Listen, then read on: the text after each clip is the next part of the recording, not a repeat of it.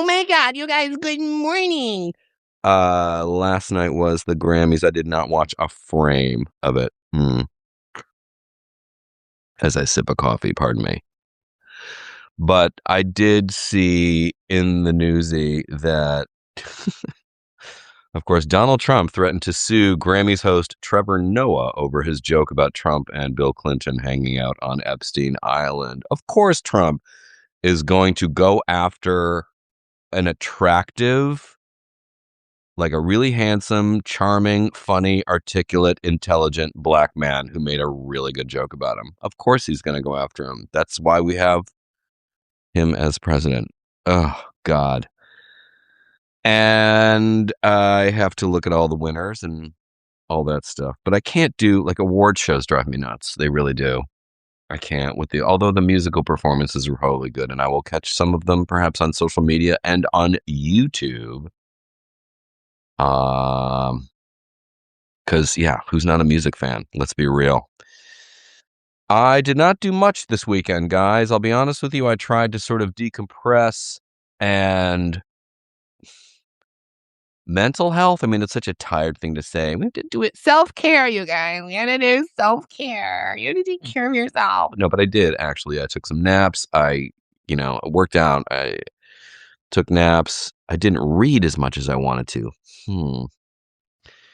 And there was that George Saunders novel that was on my list for the weekend in the newsletter, in case you subscribe to that. I think it's called Vigil. I gotta get it. But I tried to avoid, rather, not be entirely offline, but I tried to avoid as much as I could stuff about what's going on. Although the Epstein file drop is devastating in terms of its grossness and how disgusting men in power are, men of wealth and power. Not all of them. I'm painting with broad strokes. I'm sure there are some really nice guys in that pool. But how disgusting. Like, just, we've got money now. We've got power. I've got money now and I've got power now. I'm going to be a perv. What the fuck happened? Was it Tina Brown, former editor of Vanity Fair and The New Yorker, and Tatler, and she's out and about, and I really admire Tina. I think she's a really smart one. Although I love Graydon Carter, and she and Graydon Carter are not. It's like, oh, come on, can't we get along? But anyway, Tina Brown said that something strange happens to men of great wealth once they get the private jet. Once they get the jet, it gets weird. That's generally, in her experience, which is far greater than mine, that's where shit gets weird. Like, and there's no turning back. It just gets weird. And so these private jet types who were cozy with Epstein, oh my God. Oh my God. And even hints of death of girls. I'm just like, these are whispers of hints that I'm seeing on social media. I'm not making any allegations. I really, if I were a more intelligent person, would have done a bigger deep dive. I'm not a journalist, but it's disgusting. It's disgusting. What else is happening? I went to the movies this weekend. I saw the new Rachel McAdams, directed by Sam Raimi, Send Help. I liked it. It doesn't fit into a box. But I liked it. I thought it was very well done. There's a lot of dark humor in there. There's some blood in it, but it's not I sent the poster to someone this weekend. I said, you would like this movie. She says, I don't like horror. I'm like, it's not. And anybody who's seen the movie would agree with me. It's not exactly horror. I would call it a thriller. Horror to me is when I'm terrified, like there's something scary. This isn't scary. It's more of a thriller, for sure. There is a little gore, but it's not, like, one is because of an injury from a plane crash. And That's and an animal being hunted, for food. Like that's kind of it. So horror. Anyway, Send Help. Sam Raimi directed, starring Rachel McAdams and oh god, I keep forgetting the kid's first name. His last name is O'Brien. Is it Gabriel? He's really good. He's been working a lot lately, and it's nice to see him. Um. Anyway, a comment here from Hamilton, and I'm going to sign off in 10 minutes. I'm going to keep these things really tight. These morning lives really tight. Hamilton says Tina Brown is the best, and Joanna from the Daily Beast, and of course my all-time favorites, Kara Swisher and Molly. Yes, for sure. Andy Segrist. Forgive me, Andy, if I'm mispronouncing your last name. Said I wanted Send Help to get darker faster. I can see that. I can understand that. And speaking of dark, though, I needed another diversion this weekend, and I was looking for a documentary series, and I stumbled upon one from last year. ABC News put it out. It was a 4-part documentary series. Oh, rough. I had never heard of this serial killer. And he was a guy, they were known as the Fox Hollow murders in the early to mid 90s. And this guy was a super freak. And clearly the documentary segments were not meant to be binged because there's a lot of sort of like overlap and repeat of what you had seen in episodes before. But very well produced, I would say. And it was done by ABC News, and it was streaming on Hulu, I believe. Yeah. So if you are very sort of like serial killer curious, which sounds morbid, I'm not a morbid person, but I do have a weird curiosity about that. Anyway, it's called the Fox Hollow Murders, I believe. Well done. Very well done, because that shit can get cheesy. Really cheesy, and this was excellent. And there's this guy who is the sort of, I don't want to say he's the lead detective in it because he's not really a detective, because these murders took place in the outskirts of Indianapolis. And the police were not cooperating with the documentary, so they went with others, and one is a coroner. And this guy, it was gay men who were being murdered, so there was not as much attention on it. And it dealt with this. The killer was a closeted married guy leading a double life, and a weirdo, like a super freak. And because these were gay men being killed, there was not that much attention. And this coroner, who's not gay, but cared and understood that there were families who needed to know what happened to their sons, their brothers, and he was very touching. It was really it's always touching to see an investigator, a detective, someone who is not in it for any other reason other than getting the work done and understanding that there is someone out there who needs to know what happened to their loved one. And he got emotional at one point. I started crying too. Anyway, it was a bit of a sidetrack.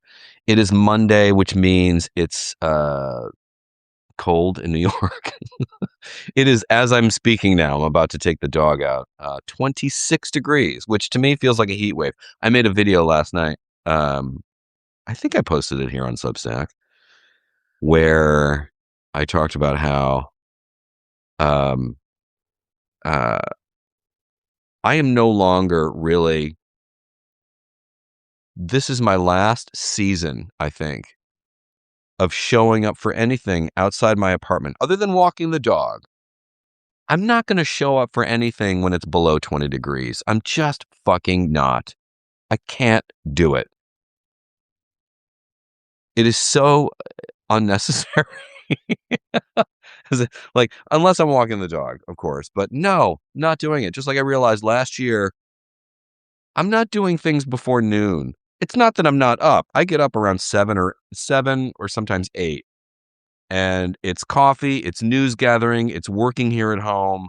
But having to go out, don't expect me to be anywhere before noon, because the morning, it's not that I'm sleeping in, it's because it's my time and everyone's got to fuck off. And if you need me to show up before noon for something, you're going to have a really nice check attached to said meeting. That's my rule, because I'm just not interested in doing. It's not like I'm not doing anything. That is my, like right now, like this is, if anything came up, George, we'd like to have a meeting with you at 11 on such and such day. No, I'm doing my Substack live for my followers. Thank you. Um, but yeah, I'm not interested in doing anything before noon outside, other than being with the dog in the park. That's kind of it. And speaking of being a dog with the park, and then I gotta go. This past weekend, it might have been Saturday or Friday when I realized this. I am being shadow banned. My live videos, anyway, are being shadow banned on Instagram. I used to fire up. I've been doing lives for years, daily lives for years on Instagram in Central Park, walking since the pandemic. And I typically get a viewership within the first minute, because you can see your view count. I can see you guys. I'm right now looking at 69, 69 viewers. On Instagram, I would, within the first minute, pull down about 100, 120 concurrent views, right? And it tapers off, and, people are like watching for a second, they get busy, whatever. I know it's not always interesting. I'm not that guy, fine. But I was getting, starting like on Friday, like 15, 12 views, all under 20. I'm like, what the fuck? So I'm going to kind of not do them for a while. I'm going to take a break from doing the lives on Instagram, because that really bummed me out. And I'm going to do them here. So here we are. And no, yeah, I'm wondering if it's because I'm someone who is very openly critical of what's happening that I'm being sort of shadow banned. Maybe Zuck's got something to do with it. I don't know. And also, before I go, Scott Galloway launched this weekend an initiative that he is calling Resist and Unsubscribe. It started with his No Mercy, No Malice post that I narrated for his podcast.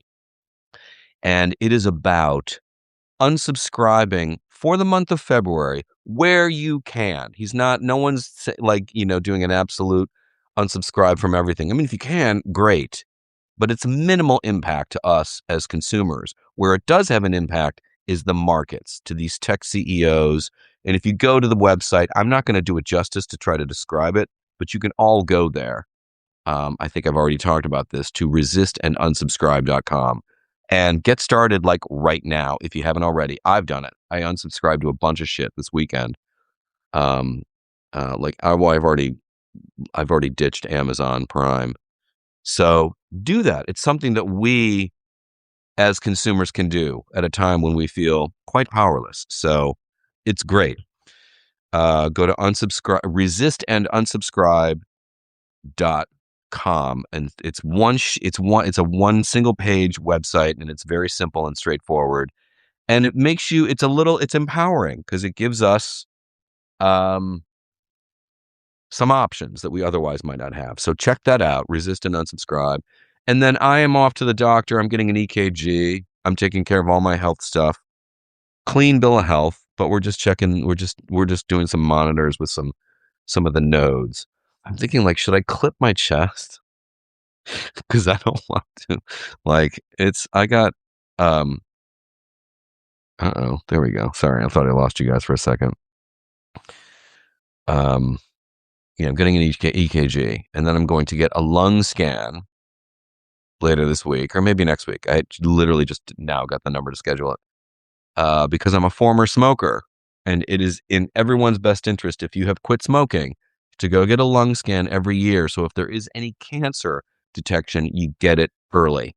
So every year you go get a lung scan, and I've been fine. So I suspect the same will be, fingers crossed, but I suspect everything will be fine. I have not had a cigarette since the day Russia invaded Ukraine. 4 years, almost 4 years, end of this month.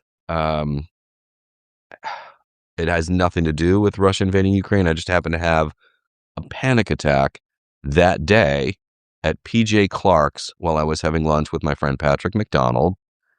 And we were sitting at Frank Sinatra's table, favorite table. Allegedly, what was his favorite table at PJ Clark's. And I was having this panic attack and it wouldn't quit. And I had a full pack of cigarettes in my coat and I threw them out. It was not my first panic attack. This was like the fourth I'd had in the course of like 2 months. And I'm thinking, there's something wrong and smoking isn't helping. It's time to let this go. And I did. So I did. Anyway, 4 years. Let's see. Do I miss it? Sure. I mean, cigarettes, they're bad for you and they're not fattening. Yeah, I sure miss them. Jim Haleppo said lobster salad. Oh, wow. You've heard this story. Yes, I was having a lobster salad at PJ Clark's when said panic attack ensued. Correct. Yeah, early detection is key. And please go resist and unsubscribe. I am going to go. Thanks for tuning in. And especially thank you to those of you who are paid subscribers. Thank you very much. I'm putting my live video attention here on Substack. And I do that with immense gratitude to you guys for following and for watching. And especially, as I said, I have no paywalls around my content. I'm tempted to do it. It is tempting, but for now, everything is available to whoever is interested. So thank you very much to those of you who are contributing by being paid subscribers. I really appreciate it. It keeps love alive. Anyway, thank you guys very much, and I will talk to you tomorrow.